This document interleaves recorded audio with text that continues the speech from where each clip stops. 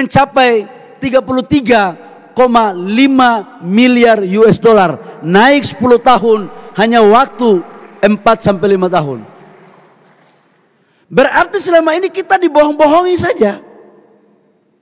Dan apa yang terjadi ketika kita menyetop ekspor ore nikel? Eropa membawa kita ke WTO. Negara-negara itu tidak terlalu ikhlas untuk melihat Indonesia maju dengan mengoptimalkan kekayaannya. Kita dibawa ke WTO. WTO itu adalah pengadilan internasional terhadap perdagangan. Kemudian kita kalah. Saya lapor ke Bapak Presiden, Pak, kita kalah di WTO. Apa yang harus kita lakukan? Kita menyerah atau gimana, Pak? Kata Bapak Presiden, Mas Bahlil, negara Indonesia ini sudah merdeka. Yang tahu tujuan negara ini adalah pemerintah, presiden, menteri, DPR, dan rakyat Indonesia. Kita ini bukan negara provinsi kesekian daripada negara-negara maju. Karena itu saya perintahkan lawan naik banding untuk kedaulatan bangsa Indonesia. Kemudian kita banding. Apa yang saya menceritakan dari semua proses ini teman-teman semua? Ternyata sekarang di dunia itu sudah berbicara tentang green energy dan green industry. Sebentar lagi kita akan meninggalkan fosil dan batu bara. Semua orang akan berbicara tentang green semuanya. Salah satu contohnya saya mau bikin adalah pabrik mobil listrik. Mobil listrik ini ternyata dari 100% komponennya 40% itu adalah baterai. Dan 60%-nya adalah rangka mobilnya. Dan baterai mobil ini bahan bakunya itu ada 4. Nikel, kobalt, mangan, dan litium. Di Indonesia kita punya mangan, kita punya kobalt, kita punya litium.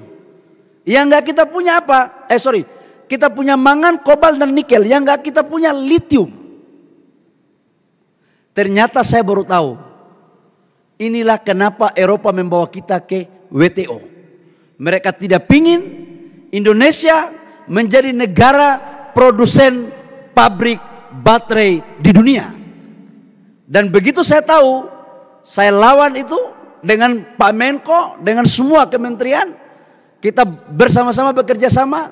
Dan apa yang terjadi? Sekarang investasi yang masuk untuk hilirisasi ekosistem baterai mobil dari Korea LG itu investasinya kurang lebih sekitar 160 triliun. Dan alhamdulillah Pak Rektor, kemarin kita sudah resmikan pabrik baterai pertama di Asia Tenggara dan terbesar di Indonesia, di Kerawang. Ini yang dunia takut kita. Sebentar lagi di CATL akan membangun itu. Ini yang dunia takut kita. Tapi saya katakan untuk teman-teman pemerintahan kementerian lain di negara-negara lain. Saya katakan sorry bos. Pemerintahan Pak Jokowi sekarang menterinya nggak bisa ditipu-tipu. Khususnya menteri ekonominya. Karena apa? Semuanya pemain. Semuanya pengusaha. Pak Erik, saya, Pak Erlangga, Pak Luhut. Bagaimana bisa digertak-gertak? Orang Papua bilang, adek kau baru mau tulis, kakak subaca. Itu. Jadi nggak bisa lagi. Jadi kita sudah paham ini permainan global semua. Makanya kita buat supaya adik-adik praja ini menjaga kedaulatan ekonomi di daerah. Ini tugas kalian deh. Kami tugas investor masuk, tugas kalian melayani. Dan inilah penciptaan nilai tambah terjadi di sana. Kalau penciptaan nilai tambah terjadi di sana, daerah maju. Saya ambil contoh. Morowali. Mana Sulawesi Tengah, angkat tangan. Ada praja dari Sulawesi Tengah? Sulawesi Tengah, ada. Oke, mungkin di pojok-pojok sana. Biasa kalau kita dari orang daerah itu agak mau angkat tangan begini-begini. Saya mau sampaikan kepada kalian, Morowali, Maluku Utara, Prof.